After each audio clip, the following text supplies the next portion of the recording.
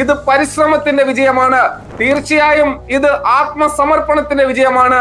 തീർച്ചയായും ഇത് ഡെഡിക്കേഷന്റെ വിജയമാണ്.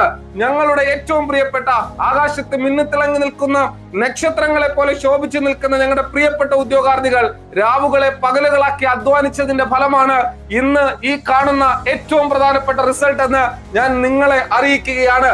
ഇവിടെ OMR എക്സാമുകൾ ഉണ്ടായിരുന്നു, ഇവിടെ ഏർലി മോർണിംഗ് ലൈവുകൾ ഉണ്ടായിരുന്നു, ഇവിടെ റാങ്ക് മേക്കിംഗ് ക്വസ്റ്റ്യൻസ് ഉണ്ടായിരുന്നു, ഇവിടെ സയൻസ് സബ്ജക്റ്റുകൾക്കും സൈക്കോളജി സബ്ജക്റ്റിനും പ്രത്യേക കെയറിങ്ങും പ്രത്യേക ക്ലാസ്സുകളും ഉണ്ടായിരുന്നു.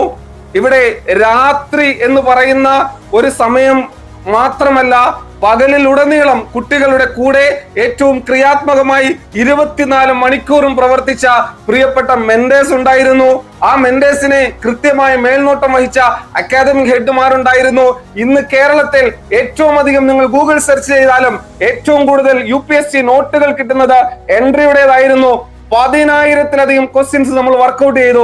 10,000-ലധികം ക്വസ്റ്റ്യൻസ് കൂടാതെ അസോസിയേറ്റഡ് ക്വസ്റ്റ്യൻസ് നമ്മൾ ഡിസ്കസ് ചെയ്തു.